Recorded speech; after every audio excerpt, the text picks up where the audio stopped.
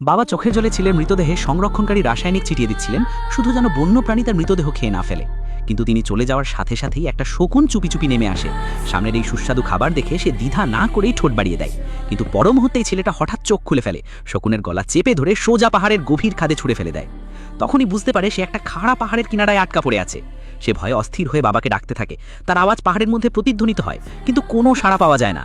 বাঁচার শেষ আশায় সে বাধ্য হয়ে সাবধানে খাদের নিচের দিকে নামতে থাকে, কিন্তু কয়েক পা যেতেই হঠাৎ পা পিছলে যায়। ভাগ্য ভালো যে সে সহজাতভাবেই পাথরের একটা উঁচু অংশ ধরে ফেলে। এভাবে সে প্রায় 10,000 মিটার উঁচুতে ঝুলে থাকে। নিচে অসংখ্য প্রাণীর মৃতদেহ দেখে সে প্রায় আতঙ্কের চরম সীমায় পৌঁছে যায়। আরও ভয়ঙ্কর ব্যাপার হলো, আকাশ হঠাৎ কালো মেঘে ছেলে যায়। প্রবল ঝড় বৃষ্টি শুরু হয়ে যায়। বাতাসের ঝাপটা এসে এদিক ওদিক দুলতে থাকে। বৃষ্টির পানিতে পাথরও পিছিল হয়ে ওঠে। প্রচণ্ড বাঁচার ইচ্ছাশক্তি তাকে পাথরের ফাটল আঁকড়ে ধরে রাখতে সাহায্য করলেও সে জানতো এভাবে বেশিক্ষণ টিকে থাকা সম্ভব নয়। ঠিক যখন সে প্রায় হতাশ হয়ে পড়ছিল, লক্ষ্য করে বৃষ্টির কারণে নিচের পানির স্তর দ্রুত বাড়ছে। অনেক মানসিক দ্বন্দ্বের পর সে দাঁতে দাঁত চেপে ঝুঁকি নেওয়ার সিদ্ধান্ত নেয়। প্রায় আধ ঘন্টা পর পানির স্তর প্রায় 10 মিটার উঁচুতে উঠে যায়। শিয়াউশিয়াইরও তখন একদম শক্তিহীন হয়ে পড়ে। ক্রমাগত কাঁপতে থাকা তার হাত শেষমেশ তার সাহসের ওপর জয় হয়ে যায়। বাধ্য হয়ে সে নিচে পড়ে যায়। আবার চোখ খুললে শিয়াউশিয়াই দেখে সে এখনও বেঁচে আছে, কিন্তু ভাগ্য তখনও তার পুরোপুরি সহায় ছিল না। পড়ে যাওয়ার সময় পাথরে ধাক্কা লেগে তার পায়ের হাড় ভেঙে যায়। দাঁড়িয়ে হাঁটার কোনো ক্ষমতাই তার ছিল না। বাধ্য হয়ে সে শরীর টেনে টেনে একটা পানির গর্তের দিকে এগিয়ে যায়। নদীর কাদামাটি খেয়ে কোনো মতে শক্তি ধরে রাখার চেষ্টা করে। বাঁচার জন্য সে নিজের আহত পা দুটো পাথরের ফাঁকে আটকে রাখে। তারপর সর্বশক্তি দিয়ে মুচড়ে সরে যাওয়া হাড়টা আবার জায়গা মতো বসিয়ে দেয়। প্রচণ্ড ব্যথায় সে ভাই জ্ঞান হারানোর উপক্রম হয়, কিন্তু দাঁতে দাঁত চেপে গাছের ডাল দিয়ে আহত পা বেঁধে ফেলে। ছেলেটা আবার সেই আগের যুদ্ধক্ষেত্রে ফিরে আসে, কিন্তু হতাশাজনকভাবে দেখে সেখানে তার নিজেরই কবরের ফলক রাখা আছে। বুঝতে পারে গোত্রের মানুষজন তাকে মৃত ধরে নিয়েছে। সে আর নিজেকে সামলাতে না পেরে খুবই পাগলের মতো সেই কবরের ফলকটা লাথি মেরে খাদের নিচে ফেলে দেয়। হতাশায় কেঁদে ফেলে। কিন্তু ঠিক তখনই দূর থেকে একটা দীর্ঘ নিকড়ের ডাক শুনে ছেলেটা মুহূর্তের মধ্যে সতর্ক হয়ে যায়। ঘুরে তাকালেই দেখে একদল নিকড়ে তাকে ঘিরে ফেলার প্রস্তুতি নিচ্ছে। নিরাপত্তার জন্য সে বাধ্য হয়ে আহত পা নিয়েই পালাতে শুরু করে, কিন্তু দৌড়ানোর মতো শক্তিও তার শরীরে অবশিষ্ট ছিল না। বিপজ্জনক এই অন্ধকার রাতে ছেলেটা কাঁপতে কাঁপতে একটা গাছে লুকিয়ে থাকে। তার শরীরে তখন পুষ্টি আর খাবারের তীব্র প্রয়োজন ছিল, কিন্তু অনেক খোঁজাখুঁজি করেও শুধুমাত্র একটা ছোট্ট কেঁচো ছাড়া আর কিচ্ছু পায় না। সে সেটা খাওয়া শেষ করতে না করতেই নেকড়ের দল তাকে খুঁজে বের করে। ছেলেটা কিছু বোঝার আগেই ক্ষুধার্ত নেকড়েগুলো ঝাঁপিয়ে পড়ে। তারা এই সহজলভ্য শিকার হাতছাড়া করতে চায় না। ছেলেটা প্রাণপণে পালানোর চেষ্টা করে, প্রায় নিরাপদ জায়গায় পৌঁছে যাচ্ছিল, কিন্তু একটা নেকড়ে তার জুতো কামড়ে ধরে তাকে টেনে নিচে ফেলে দেয়। উপায় না দেখে ছেলেটা তার সাথে থাকা ছুরি বের করে এলোপাথাড়ি আঘাত করতে থাকে। সেই ফাঁকে আবার উঠে দৌড় দেয়। সারা রাত ধরে নেকড়ের দল আর ছেলেটার মধ্যে এই মুখোমুখি অবস্থান চলতে থাকে।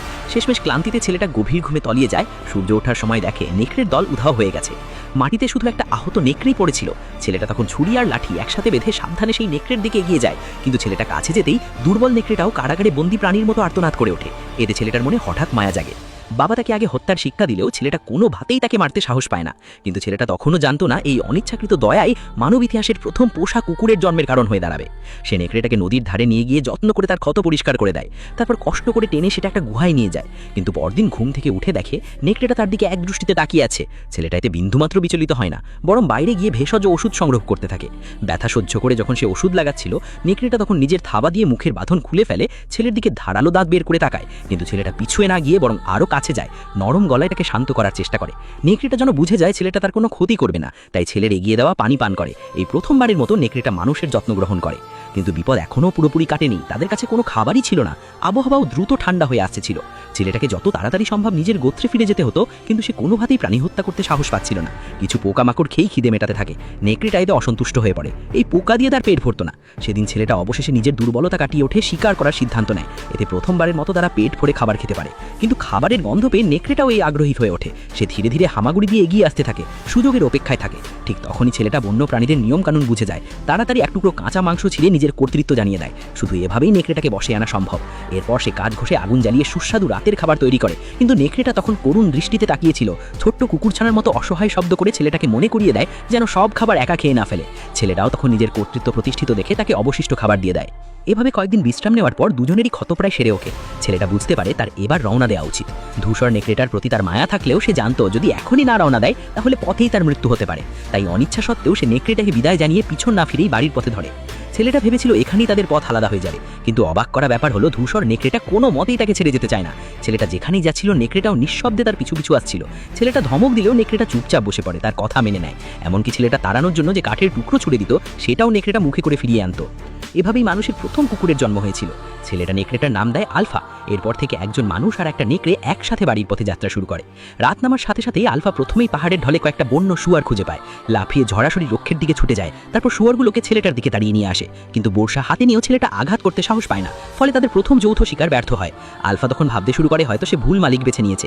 মনে মনে চলে যাওয়ারও কথা ভাবে, কিন্তু শেষমেশ ছেলেটার বারবার ডাকাডাকিতে সে থেকে যায়। পরের দিনগুলোতে বেশিরভাগ শিকারী আলফাই ধরতো, কিন্তু তবুও সে সব সময় ছোট্ট মালিকের হাতেই সেগুলো তুলে দিত। শুধু না নয়, রাতে সে চুপি চুপি ছেলের কাছে গিয়ে নিজের শরীরের উষ্ণতা তাকে দিত, কিন্তু পরিষ্কার পরিচ্ছন্নতা নিয়ে খুঁতখুঁতে ছেলেটা তাকে নোংরা মনে করে সরিয়ে দিত। এভাবেই মানব ইতিহাসের প্রথম কুকুরটাকে বাধ্য হয়ে সাঁতার শিখতে হয়েছিল। আলফার সাহায্যে ছেলেটার শিকার করার দক্ষতাও অনেক বেড়ে যায়। কিন্তু একদিন রাতেই যখন তারা বিশ্রাম নিতে যাচ্ছিল, একটা কালো নেকড়ে ধারালো দাঁত বের করে ছেলের দিকে এগিয়ে আসে। দুপক্ষ যখন মুখোমুখি দাঁড়িয়েছিল, আলফা তখন সামনে গিয়ে সেই কালো নেকড়ের সাথে জড়িয়ে ধরে। ছেলেটা তখন বুঝতে পারে এরা আসলে সেই আগের নেকড়ের দলটাই যারা তাকে আক্রমণ করেছিল। এরা আসলে আলফারই পরিবার। আলফার দ্বিধাব্যক্ত দৃষ্টিতে দিকে তাকিয়ে ছেলেটা মন থেকে না চাইলেও একটা সিদ্ধান্ত নেয়। আলফা করুণ দৃষ্টিতে কোডার দিকে একবার দেখে, তারপর অন্ধকারে মিলিয়ে যায়। আলফার সঙ্গ ছাড়া কোডা এখন একাই তার গোত্রের খোঁজায় যাত্রা চালিয়ে যায়। প্রতি রাতে আলফার কথা মনে করে সে ছটফট করত, ঘুমাতে পারত না। কতদিন কেটে গেছে জানা নেই। একদিন প্রচণ্ড তুষার ঝড়ের মধ্যে সে যেন আবার আলফার অবদেব দেখতে পায়। কিছু না ভেবেই সে সেদিকে ছুটে যায়, কিন্তু হঠাৎ পায়ের নিচের বরফ ফেটে যায়। নিচের প্রবল স্রোত তাকে টেনে নিয়ে যায়। ঠিক তখনই বরফের উপর একটা নেকড়ে দেখা যায়। সেটাই ছিল আলফা, তাকে বাঁচাতে ছুটে এসেছিল। সর্বশক্তি দিয়ে সে বরফটা ভাঙার চেষ্টা করছিল, কিন্তু তার নিজের ওজন কম থাকায় সে কিছুতেই ভাঙতে পারছিল না। ভাগ্য ভালো যে সাথে থাকা ছুরি দিয়ে সে বরফ ভেঙে ফেলতে পারে। আলফাও তখন তার হাত কামড়ে ধরে টেনে উপরে তুলে নেয়। বরফ শীতল পানিতে কোডা প্রচণ্ড কাঁপতে থাকে। বিশ্রাম না নিয়ে এসে তাড়াতাড়ি গাঢ় ঘষে আগুন জ্বালায়। ভেজা কাপড় খুলে ফেলে, তুষারের মধ্যেই আলফাকে জড়িয়ে ধরে উষ্ণতা নেয়। এতে কিছুতে কোডা গুরুতর অসুস্থ হয়ে পড়ে, কিন্তু এবার আলফা তাকে ছেড়ে যায় না। ঝড়ের মধ্যেই তার পাশে থেকে এগিয়ে যায়। এভাবে যাত্রা করতে করতে তারা অবশেষে অনেক দিন পর প্রথম একজন মানুষের দেখা পায়। কোডা তখন খুব খুশি হয়ে ছুটে যায়, কিন্তু কাছে গিয়ে দেখে সেই মানুষটা ততক্ষণে জমে বরফের মতো শক্ত হয়ে গেছে। সামান্য যে আশা জেগেছিল সেটাও নিভে যায়। তাঁবুর মধ্যে অনেক খোঁজাখুঁজি করেও কোনো খাবার পাওয়া যায়নি। শুধু ওই মৃত মানুষটার হাতে একটা তীর ধনুক পাওয়া গেছে। উপায় না দেখে তারা আবার যাত্রা শুরু করে, কিন্তু বেশি দূর যাওয়ার আগেই তুষার ধস শুরু হয়ে যায়। ছেলেটা তাড়াতাড়ি আলফাকে নিয়ে দৌড় দেয়। ভয়ে ছুটতে ছুটতে তারা একটা গুহার মধ্যে ঢুকে পড়ে। আলফা তখন গুহার গভীরে এক দৃষ্টিতে তাকিয়ে থাকে। দেখা যায় সেখানে একটা বিশাল কালো ভাল্লুক লুকিয়ে আছে। ভাল্লুকটা কোডাকে দেখেই সরাসরি আক্রমণ করে বসে। বিপজ্জনক মুহূর্তে আলফা এগিয়ে এসে সেই ভাল্লুকের সাথে লড়াই শুরু করে দেয়। শরীরের আকারে বিশাল বারফকের কারণে দুই প্রাণীর এই লড়াই খুব দ্রুতই আলফার জন্য একতরফা হয়ে ওঠে। ভাগ্য ভালো যে শেষমেশ কোডা তীর দিয়ে সেই বিশাল ভাল্লুকটাকে মেরে ফেলে, কিন্তু ততক্ষণে আলফাও প্রচণ্ড আহত হয়ে পড়ে। নিজের শেষ শক্তি দিয়ে দাঁড়িয়ে কোডা নিরাপদ আছে সেটা নিশ্চিত হওয়ার পরই সে আর দাঁড়িয়ে থাকতে পারে না, মাটিতে পড়ে যায়। কোডা আগুন জ্বালিয়ে একদিকে আলফাকে উষ্ণতা দিতে থাকে, আরেকদিকে তার ক্ষত পরিষ্কার করে দেয়। এই মুহূর্তে সে আলফাকে নিজের পরিবারের মতোই মনে করতে শুরু করে। সামান্য বিশ্রামের পর তারা আবার যাত্রা শুরু করে। একজন মানুষ আর একটা আহত নেকড়ে দুজনেই ক্ষতবিক্ষত শরীর নিয়ে কষ্ট করে এগিয়ে যেতে থাকে। কতদিন হেঁটেছে জানা নেই। শেষমেশ কোডা একটা মানুষ বানানো পথের চিহ্ন দেখতে পায়। কাছে গিয়ে পুরো বরফ সরিয়ে দেখে এটাই তাদের গোত্রের চিহ্ন। বুঝতে পারে বাড়ি খুব বেশি দূরে নয়। তুষার ঝড় ক্রমশ প্রবল হতে থাকে। প্রতিটা পদক্ষেপ দ্বারা শুধু দৃঢ় মনোবলের জোরেই ফেলছিল। শেষমেশ আলফা আর দাঁড়িয়ে থাকতে পারে না, মাটিতে পড়ে যায়। কোডা এগিয়ে গিয়ে আলফাকে অল্প করে স্পর্শ করে বলে সে কখনোই তাকে ফেলে যাবে না। কষ্ট করে আলফাকে বুকে জড়িয়ে ধরে সামনে এগিয়ে যেতে থাকে। মৃত্যু হলেও একসাথেই হবে বলে সিদ্ধান্ত নেয়। এই রাতেই কোডা আর হাঁটতে পারে না। তুষারের মধ্যেই সে ধীরে ধীরে জ্ঞান হারিয়ে ফেলে। অস্পষ্টভাবে সে দেখতে পায় তার বাবা মা যেন তাকে মনে করছেন। এই তীব্র বেঁচে থাকার ইচ্ছা শক্তি তাকে হঠাৎ আবার জাগিয়ে তোলে। দৃঢ় মনোবল নিয়ে সে আলফাকে বুকে জড়িয়ে ধরে এগিয়ে যেতে থাকে। তখনও তার কোলে আলফা বেঁচে আছে না মারা গেছে জানা যায়নি, তবুও সে হাল ছাড়েনি। নিজের অক্লান্ত পরিশ্রমে সে অবশেষে সেদিনই সে নিজের গোত্র খুঁজে পায়। কাঁপতে কাঁপতে সে গোত্রের মধ্যে প্রবেশ করে। বাবাকে দেখা মাত্র সে আর দাঁড়িয়ে থাকতে পারে না, মাটিতে পড়ে যায়। বাবা আনন্দে তাকে বুকে জড়িয়ে ধরেন। জ্ঞান হারানোর আগে ছেলেটা শুধু আলফার দিকে ইশারা করে বলে বাবা যেন যেভাবে হোক তাকে বাঁচান। যখন সে আবার জ্ঞান ফিরে পায় দেখে আলফা তার পাশেই শুয়ে আছে, এমনকি এক গাদা বাচ্চাও জন্ম দিয়েছে। বোঝা যায় আলফা আসলে গর্ভবতী অবস্থাতেই তার সাথে লড়াই করে চলেছিল, তাকে রক্ষা করার জন্য প্রাণপণে চেষ্টা করে চলেছিল। এরপর গোত্রের যত্নে কোডা আলফা দুজনেই সুস্থ হয়ে ওঠে। আলফার বাচ্চাগুলো ধীরে ধীরে বড় হতে থাকে। এরপর থেকে এই গোত্রের প্রতিটা মানুষ শিকারে বেরোনোর সময় সাথে একটা করে নেকড়ে নিয়ে যেতে শুরু করে। এভাবেই পৃথিবীর প্রথম কুকুরের জন্ম হয়েছিল। তারা এই নেকড়েদের একটা চমৎকার নাম দিয়েছিল নেকড়ে কুকুর।